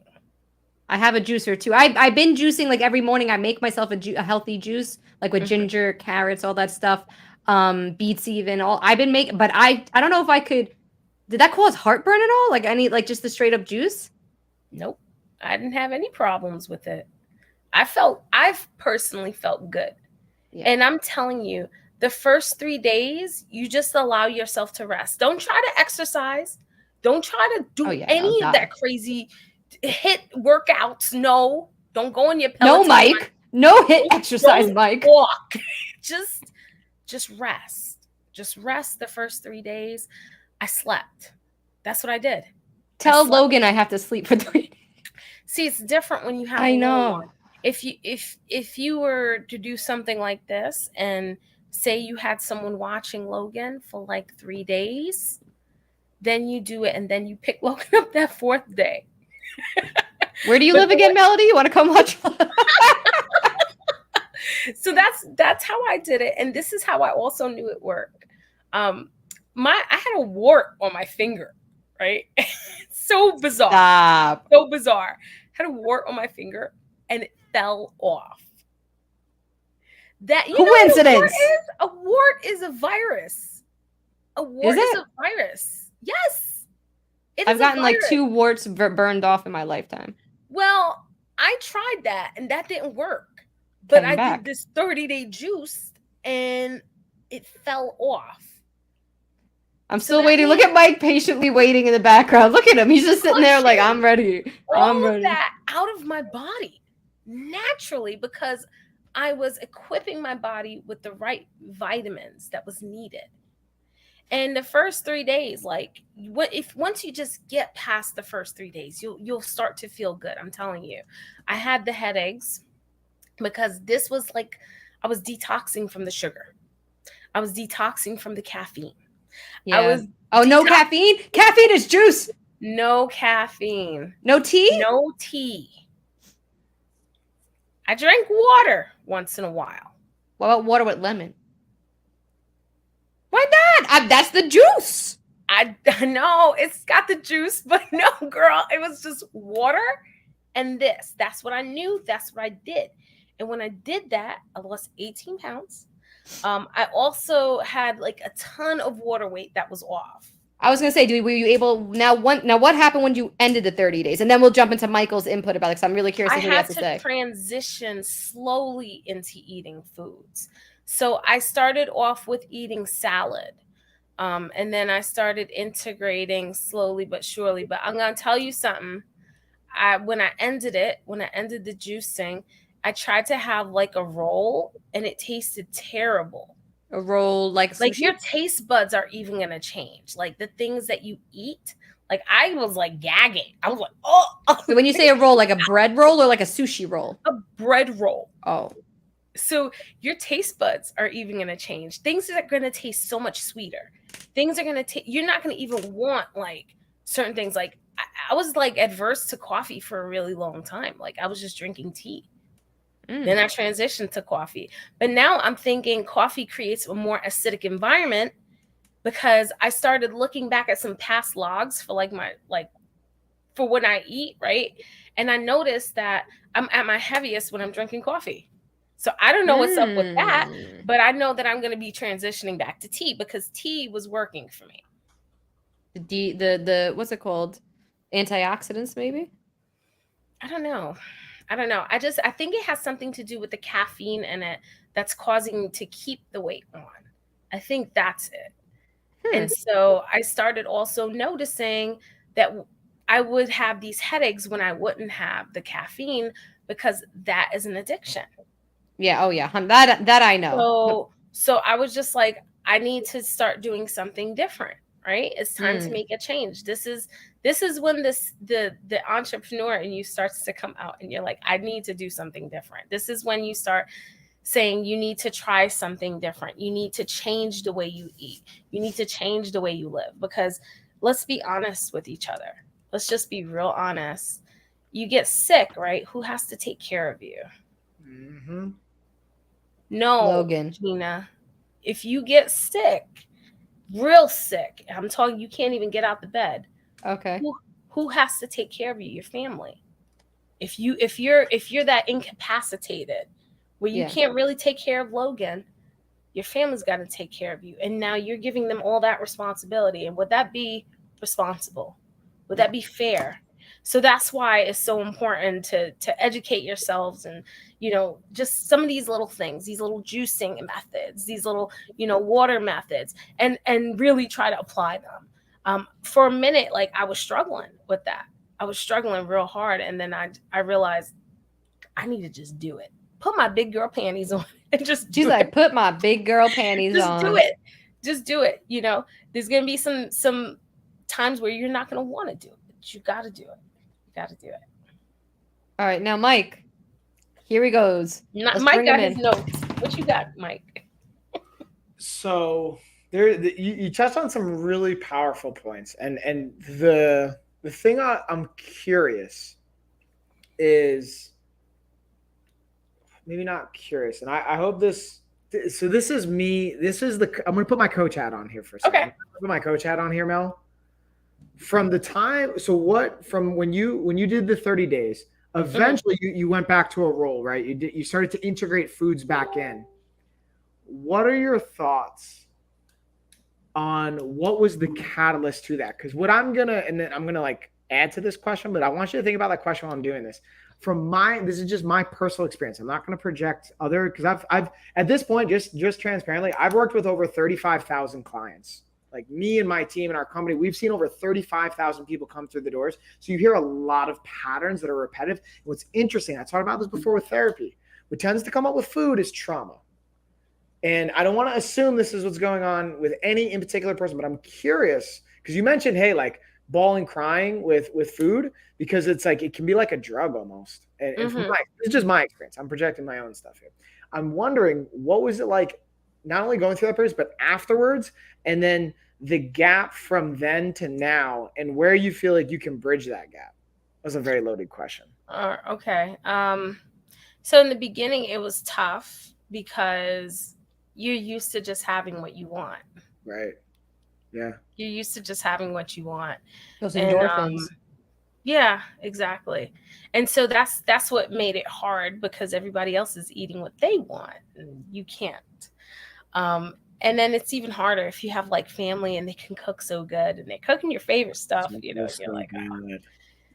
Now at the end, that didn't really matter to me. It didn't matter to me because I felt like food should be it's weird how it changes your thought pattern.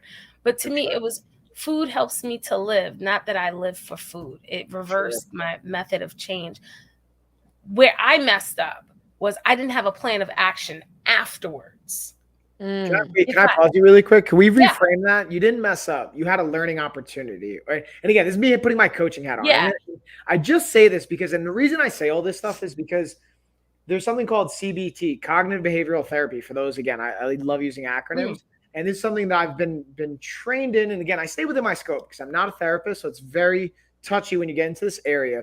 But the whole concept of cognitive behavioral therapy, or CBT, is the internal narrative that we have and the way we define ourselves, the words we use. Even what's interesting when you look at like fMRIs or like brain scans, where blood flow goes in the brain, what parts of our brain activate when we use certain words, like language. Like, again, as a teacher, you could probably speak to this, not like understanding the regions of the brain that are working when we're using words and how they're communicating in language. And then when we start to identify ourselves as that. So I'm not saying it's totally okay to be like accountable, saying, hey, I might have messed, however, but I just want to invite the possibility and reframe of, hey, because there sounds like there's a lot of judgment with that statement. I could be wrong.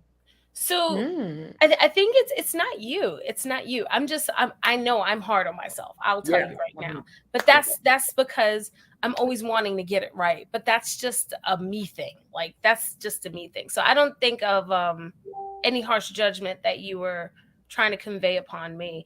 I just think that I should have had a plan of action. I think having a plan of action after you do something like that that's pretty extreme is important, Very much. especially if you want to maintain a healthy lifestyle of eating.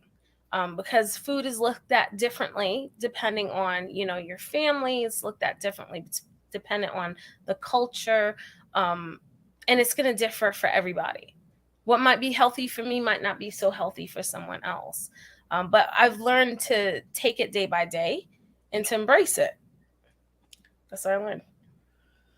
I agree with that.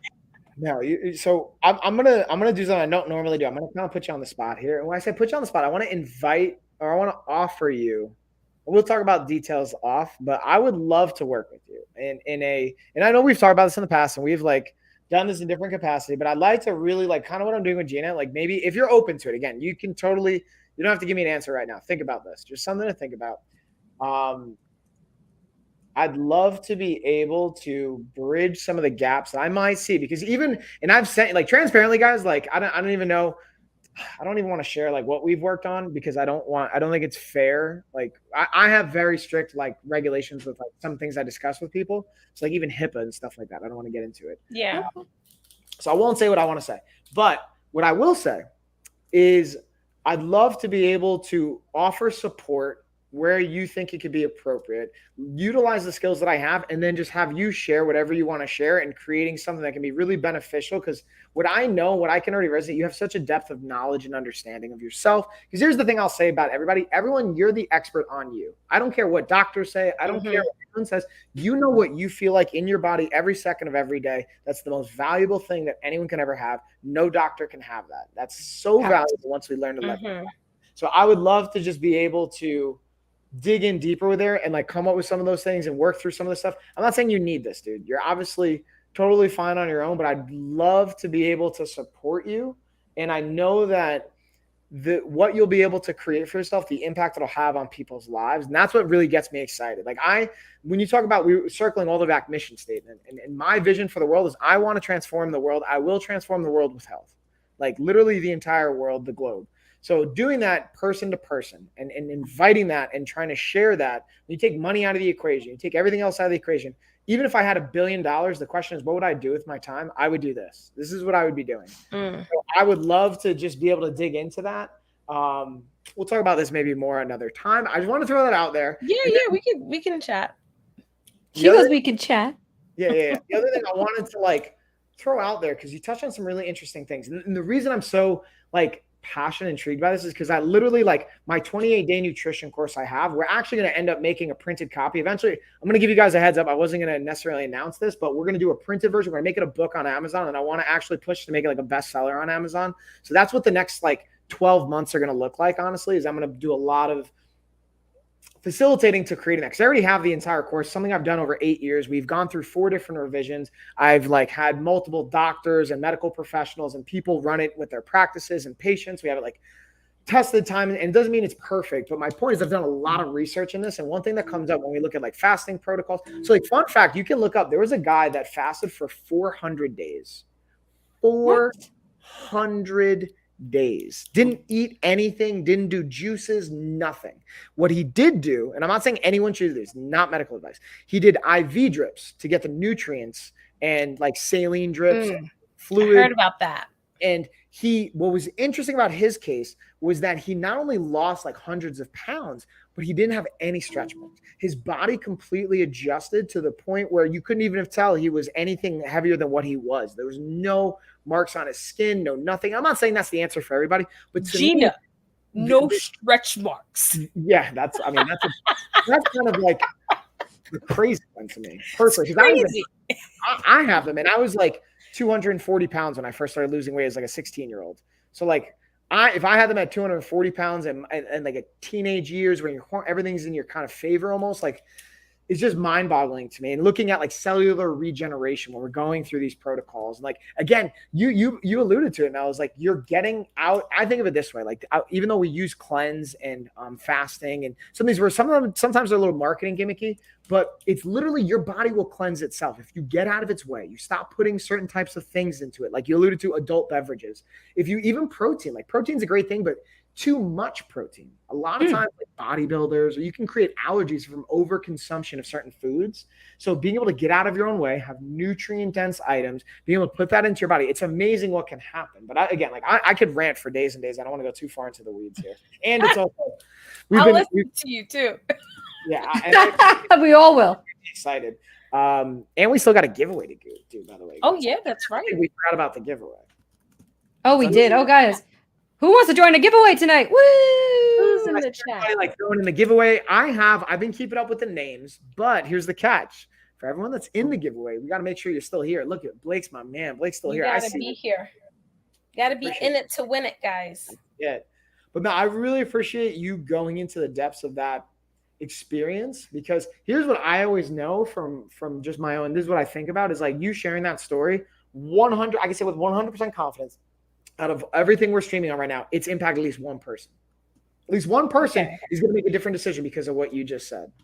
I never really thought about that. Thank you. I want you to really think about that for a second, because I think it's very powerful when you understand, not that saying you don't understand the voice that you have and the platform that you have, but especially with the story you just shared. And as a teacher, think about it this way. I was going to go back to this. As a teacher, Annie, I didn't get you, Annie. I got you in. Like this is what I think it's a thankless job, because I think of like the health and medical space. I've worked as a health professional in the medical space for a while, and like nurses, doctors, CNAs, like physical therapists, occupational therapists, even as a corrective exercise specialist, or how, like there's not enough thank yous. Teachers, salary wise, from I don't know, maybe there's a difference in salaries, private schools, public schools, but I feel like over across the board, teachers could be making more money. I mean, maybe that's a broken record.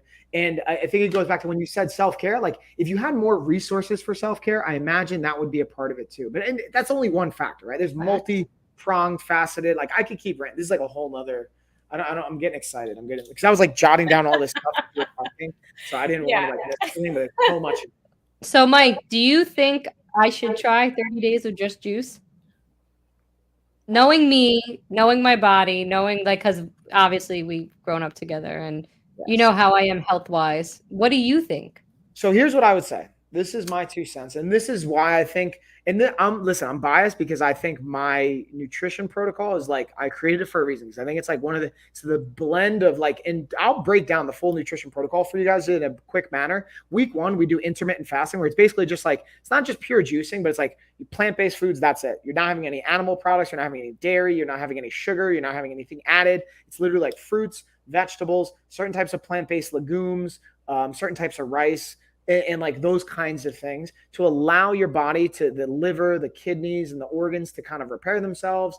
We don't do high intensity training. We do like walking, some body weight stuff, depending on where you feel. Then we go into what I call 100% adherence to certain nutrition guidelines. Like for example, drinking half of your body weight in fluid ounces. So I'm 200 pounds, 100 ounces of fluid ounces, water, whatever.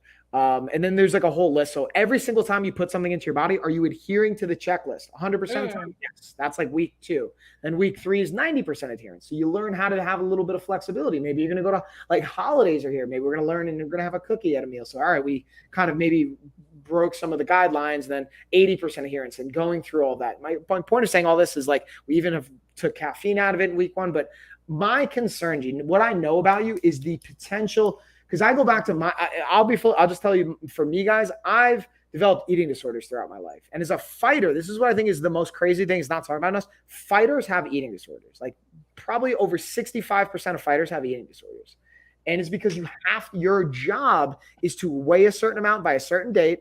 And then you manipulate your body with water and food to do that. So my point of saying that is being mindful of our relationship to food and what is sustainable quality of life, and being able to bridge that gap, because juicing is an amazing thing. My concern that comes up with things like this is what's that do to our relationship with food, our self-image, and also the sustainability and quality of life. Now, if you can do it, quality of life probably is amazing, but it's like all the other aspects of it that come up as well. So anyways, that's like, I'm going to pause that rant, and hopefully I wonder if that answers your question, Gina.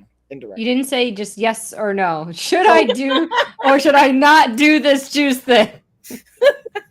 I would say to that 30-day extent, right now, no. And I think to Mel's point, like, hey, if we can get you out like on a weekend for 3 days, let's start there. And I then was just about to say start at 3 days. Some people, when I was watching this movie, that's how they started. They just did it for 3 days. If you could do it for 3 days, if you feel good that you want to go further, he checked in with them. He would say, "Do you want to keep going, or do you want to stop here?" And a lot of them said, "I want to stop here. I can't." And I can understand that, because with all of the temptations, it can be a lot. And if you can't rest while you do it, that's where it's even harder. I know from doing the intermittent fasting, even as with Michael, because I did Michael's 30-day challenge, and I lost almost like 10 pounds in like the first 2 weeks almost. And that was, I feel the no sugar added was a big help, and all the detoxing and everything. But I'm more concerned. I felt tired, but I was allowed to have like a little bit of brown rice here and there, where I felt maybe that was giving me a little bit of energy. I think it's also my anemia. I'm extremely anemic. Like, so I've ended up in a hospital because of it, like and stuff like that, like almost passing out, food and not having the right nutrients. So that's more so of like, I would be like, I'm sure I know I could get it from iron, from like spinach, kale. There's tons of other things you could eat as far as plant-based too. I think also like, but what are you getting as far as a protein source when you're juicing? I was just getting vegetables. Just nutrients. It was just nutrients. Okay. Everything was nutrient based. Everything was staying hydrated. Did you feel fatigued, like as far as muscle fatigue? The first 3 days, I felt terrible. I felt horrible. Like I could only sleep. That was all that I could do. And that's what I feel like I'm going to be like that for a week almost. Like I feel like if you're a normal person, feel like that for 3 days, guaranteed I'd be like 5 to 7 days like that. Some people, and I want to say even like with the 4th day, I was still taking it easy, and I was way lighter. So, it could be different depending on that person. And also, if you're saying to me like you've had previous challenges with being anemic, you've really got to be cautious. You need to talk to your doctor and ask your doctor if that's something that you could possibly do, only because you may need to take certain precautions. So, if you still wanted to do it, just make sure you get your doctor involved when you're doing that. I got a mic. I got Coach Mike. Okay. But that's like Mike got me. Don't worry. Yeah. And that's what I always tell people. Like, I'm going to get this tattooed on my forehead. Like, I'm not a doctor. And what's ironic is I played one on TV. Like, literally, like I was paid by the hospital system I work with to pretend to be a doctor in a commercial. So I worked at a geriatric facility, and they obviously, when you're in a certain stage of life, you're going to have dementia, you're going to have cognitive decline. So they would stop me in the halls and be like, "Oh, doctor, can you?" And they're like, "I'm like, oh, I'm sorry, I'm not a doctor. I'm just the rehab tech or corrective exercise specialist." Like, no, I literally just saw you on TV in a lab coat as a doctor, like in this commercial. No way. I just played one. Yeah. So they would get so upset. They get so pissed at me. They'd get like resentful, but then like 10 minutes later, obviously they forget it's all okay. But the point being, it's working with a doctor. And that's why even as a health coach, like this is what's interesting in this space. It's a new credential that I've only had it for 18 months, and it's only been around for a couple of years. I've been certified, all these other things prior. My point is working with doctors. Like I have medical practices that refer me patients, and I work directly with the doctors. So to that point, Gina, definitely leveraging a doctor, or even like with Dr. Eric, we've had him on the podcast before, doing blood work, doing panels, like all those fun things, understanding all that fun stuff, having the balance, even just simply, being able to understand combining, like, for example, there's what's called water soluble and fat soluble vitamins and minerals, meaning if you don't have fat present, they're not going to properly absorb and be utilized in your body, like vitamin D, vitamin A, vitamin K, vitamin E. So if we don't have those with fats, our body can't even utilize them. So it's like little tricks like that become valuable. And also understanding, hey, what medications are we on? That could be a contraindication, or a fancy way of saying it's not good to be able to utilize that with this, or fasting, or depending on what time of the month it is, like stress levels in our life. Like fasting's not good for people that are chronically under stress too. There's like a whole nother like response mechanism that's going into place. So that, like, again, this is like a whole nother thing. I can literally like do this for hours and just like rant. We need to do this again. Yeah. We could do this once a month, Melody. Yeah. It sounds like fun. Check in with the peoples. I usually go to bed 8 o'clock, guys. Yeah, dude. Oh, I'm sorry. You guys, you could have like told us to shh. Now it's bedtime. I'm an early bird. I was having fun with y'all. Yeah, same. But now we'll get to do the giveaway and we'll start to bring it home because I've been looking forward to, speaking of food, I just did jujitsu. I have my protein. I was like, I put some dried mangoes and some chocolate off to the side from post-training. And this is also one thing we talk about in the nutrition protocols and in my coaching is how to eat what at certain times. Post-training is one of the best times to have certain types of foods like sugary or higher carbohydrate content because your body can most utilize it. I won't go into a whole rant again. My point is I'm looking forward to having my snack after this too. So I'm going to have a little bit of protein, I'm going to have a little bit of chocolate, a little bit of mangoes. I'm going to journal a little bit, help me get to sleep. But with that being said, guys, I'll do a screen share. Let's start to make sure we got everyone for the giveaway. What do you guys think? Yes.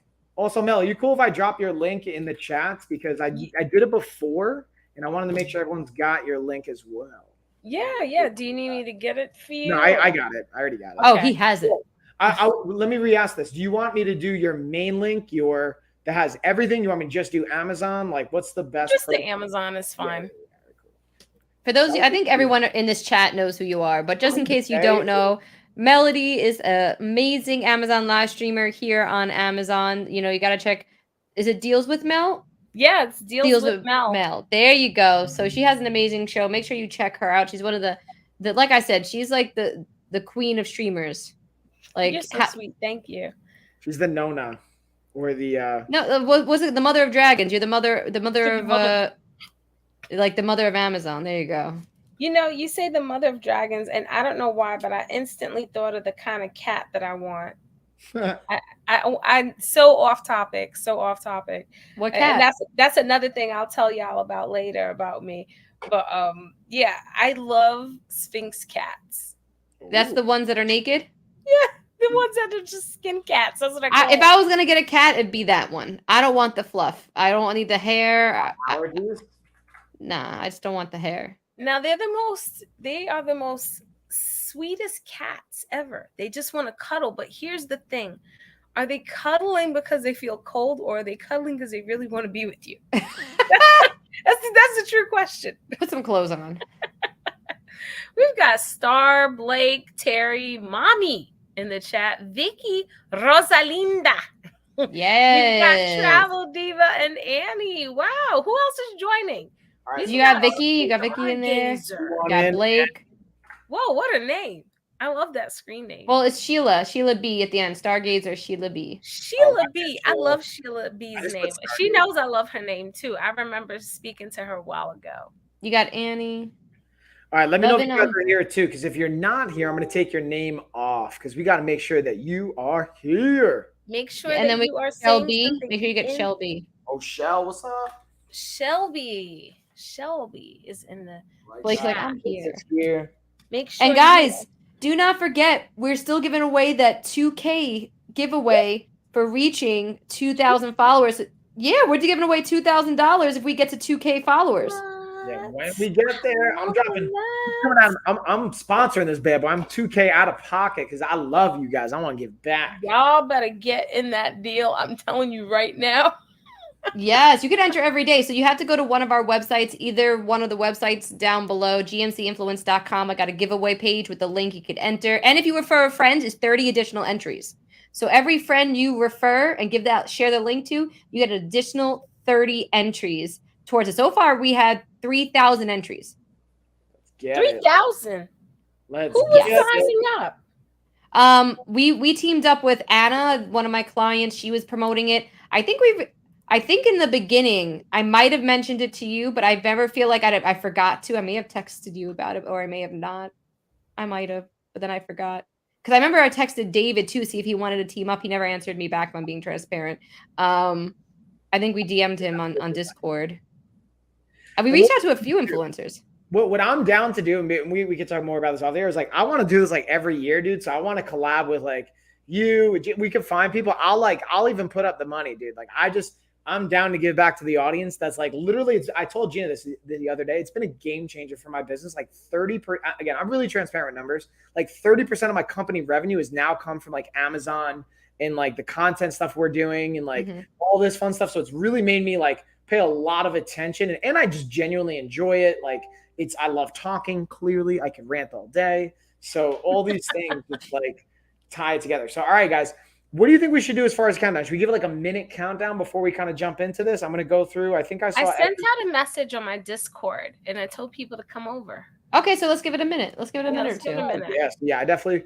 We don't. I'm not saying we have to rush it, but I also want to be mindful because Mel, listen, I know you gotta get your sleep, you gotta get your self care, you gotta get your rest in, especially since you've been taking so much time and energy. And this, I go back to bandwidth. So I'm curious your thoughts on this analogy. I talked to not only my mindset coach, my business partner Chuck. I talked to my buddy Johnny Buck, who owns a gym here in town. Talk about this principle of like, if every day you have units of energy, that's your bandwidth, that's your like battery. How much are you drawing from that bank or those units of energy, and how much are you recharging it back up? It's negative. It's in the negative. Let's just say. I'll just tell you right now, it's in the negative. Yeah. But that's because it's so late. Because I go to bed at 7:30, 8 o'clock. I know that sounds crazy, but that is the time my body functions. And so if I don't get that adequate sleep, I have to sleep in the next day. I have to. Especially if I have clients that I have to teach, because if I'm tired, I can't function on it. I can't function during the day. Like I'll forget things and, tasks will be a lot harder for me to complete. So I make sure I have adequate sleep, at least 7 hours. I wish I did. A perfect day, 8.5 hours, guys. That's a perfect night right there. If I can get 8.5 hours of sleep, uninterrupted, then I can have a beautiful day. And the productivity, guys, is like top notch. Like I'm knocking things out like you wouldn't believe. But then that also comes with, did I eat well the day before too? Like I can feel it. Like the day before, if I didn't eat so great. Oh, 100%. I'll be like, what am I doing today? Like, why am I forgetting? So why am I forgetting this? Yeah, exactly. Oh, look, we've got Louise G in the chat. Hey, Louise G. So glad you're here. Let's see. Is Vicky still here? Is Vicky said she was here before. I saw her pop in. She was dropping it. Oh, Batman's upset.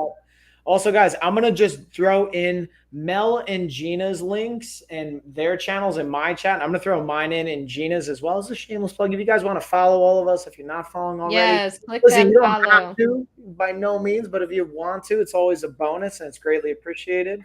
Let me get Gina's and Mel's in here too. You know what's funny? When I type in AMA, the first thing that comes up, Amazon.com/shop/Gina's channel. It's like, I used to type it in so much that Gina's. It's like remembering. Basically, yeah. No, and guys, we appreciate every single one of you. We can't do this without you. I think I'm 315 followers away at this point from A-lister. So it's like so close. It's like you could smell it from afar, But that hurdle, I would say the last 300 followers are gonna be the toughest. Yeah, but that's okay. It is hard. Those last 300 is even that last. Once we get to the last 100, it's gonna be like, get out of here. It's like, you guys are gonna laugh, but you know what I'm talking about. You know when you're like a block or two away, you gotta go to the bathroom, right? You're like 2 blocks away, and then all of a sudden, this car wants to start driving slow in front of you. Yes, exactly. That's exactly the feeling I'm talking about. Exactly. It's like, move, come on. But I heard now once you apply that it's almost like an 8 to 12 hour waiting period to find out if you're A-lister. Not just hour. I think it's like weeks, right? No, it doesn't. That's what I meant. 8 to 12 hours. Did I say hours? I meant weeks. Sometimes it takes a long time. I don't know what factors now are in it because things keep changing. But I just know, like, you just apply as soon as you can. No, yeah, Anna applied months ago. Like it's almost at 3 months now, and she still hasn't gotten any. She's emailed the people, like Amazon support, everything, and she hasn't heard back yet. So she's just patiently waiting. Wow. Let's see. Is anyone here? Yep, they're all here. They're waiting for us, I think. Guys, you here? You ready to do this giveaway? Because I think we waited. Say me. What? Say me, guys. Say me. I think we're ready to rock. All right, here. Ready? Let's go. All right, so we're gonna set it. Let's get 60 seconds on the timer. I like shuffling them up too, just for Yeah, so do I. Oh, I like the one with the glasses and teeth. That's the That was a geeky funny one. one. Let's get a shuffle. Let's get a good shuffle. There we go. Okay. Is everyone happy with their emojis? I'm sorry. Either way, we're going to race it. Let's do our countdown in 3, 2, 1. We're racing. And so here's what's going to happen, guys. While we're racing, I'm going to tell you guys, whoever wins, you're going to just say that you're here. I'm going to put my email in. I'll type it in the chat, or well, I guess I can't particularly type in my actual email in the chat, but so you're going to shoot me an email, lifeofafighter@gmail.com, and in real time, I'm going to send you the gift card before we get off the stream, because I want to make sure you get your gift card. That's one thing I take a lot of pride in, guys. Because maybe like, I wonder if people have ever like questioned this. I really haven't had anyone question it, but has anyone ever questioned, like, do you really send the money? And like, I like to do it in real time. You can see that money. We always make sure the money is sent. Let's go. It's confirmed. You know what I mean? What we got to worry about is the fake accounts. People entering giveaways under like 40 accounts. Ooh. Yeah. Well, that can always be found out. How? IP address. Yeah, you can go. Where can you search an IP address? Oh, travel too. Yeah, show me, Melody. Yeah, you. Well, what I've been doing is asking for verification. Whoever wins, they got to send me some type of form of verification. That's what I just say. That they're following, or no, like I'm talking about. There needs to be a picture ID with a name. Oh, okay. So you're not just botting it up. I like it. Yes, and I keep like that. Well, because we've had multiple people. I've had where the winner emailed me. They didn't realize it from their other account. And I'm like, really? And Josh had that issue too. So we now, and I know a few other live streamers do this. I'm not sure if David, but other few A-listers do this, that we don't ask for any of your information as far as like, we don't need to see like the ID number or anything. Just show us a picture. You could block out all the information, but it needs to be some form of whether it's a work ID, license, passport, but block out all the private information. All I need is your picture and an ID and a name. That's all I need. So, because I'm not going to give a gift card to Dom when you entered under Mary. You know what I mean? Yeah. So the double dipping is what you're talking about. People wanting to get more than one prize. They're entering under multiple accounts. So they make like 50 accounts, like Dom, then Danielle. They'll make a Jerry. They'll make this one. And then they enter the giveaway under 5 accounts, making their chances more to win. And the thing is, sometimes they don't realize that it can be found out using you can find the IP address for all of them. Yep. For all of them. So usually you gotta teach me how to do doing that. The double dipping, they're gonna realize over time, why am I not winning? Because you've been disqualified. It's like, I see you. You've been disqualified, my friend. I had someone that was under 4 accounts. Under 4 accounts. You gotta teach me how to search the IP addresses so I know. Rotten people says greedy people. Sorry, I wasn't looking at the chat, guys. That's my bad. So wait, so who? I totally missed who won. Travel Diva won. So Travel Diva. Yeah, go Travel Diva. Waiting for you to shoot me that email, and then I will send you that gift card in real time. Ooh. Congratulations, Travel Diva. Bonbon said they did that to me in Tyler's stream and was using my name. So now you got people using other people's name. Jeez, Louise. How crazy is that? Bon, that's messed up. I'm sorry, Bonbon. But hi, Bonbon. I'm sorry. I didn't say hi. I didn't see you in the chat. Mine is coming up a little different. My chat comments are coming up different. Well, are you looking at Mike's stream or my stream? I can't find yours. Me or Mike? I can't find yours, Gina. Yeah, Mel, I see Mike's stream. I know you definitely found mine. Mine is just live/real mom stuff, so it should come up. Okay. There's some. Yeah, I was looking and I was just like, where is she? They don't like me. I'm never on the Discover page. They don't like me. But Mike is up here.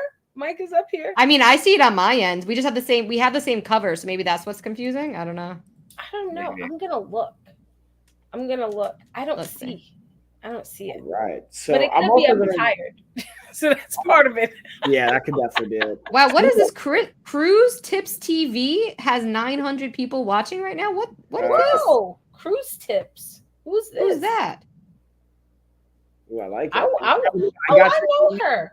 I've seen her before. She's nice. I like her. I want to be on Cruise Tips TV. I want to be on a cruise. Right? Now's the time. I want to send Travel Diva a gift card, which I'm going to send right now. Okay, girl. I got your email. Do it. Travel Diva.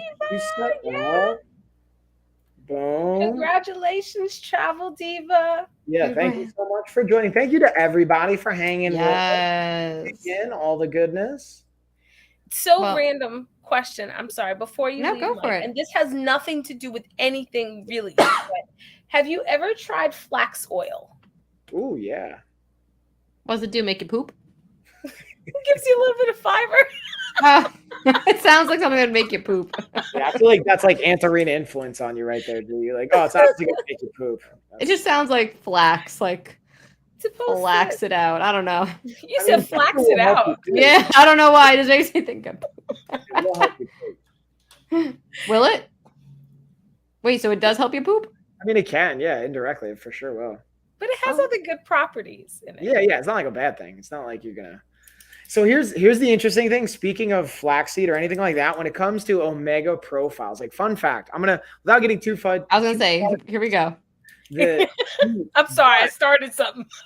Definitely did. So there's something called, I'm sure you guys have heard of omega-3 fatty acids. It's like, of course. Yes. So there's omega-3, there's omega-6, there's omega-9, there's omega-12. There's like all these varying degrees of omega fatty acids. Now, if you take a fatty acid that has competing variables like short chain, long chain, or medium chain triglycerides, which is what omega-3 versus 6 versus 9 versus 12 are, you're not actually going to utilize all of them. You're kind of wasting your money. It's like there's only so many uptake sites and receptors for these things. So you got to pick which one do you want.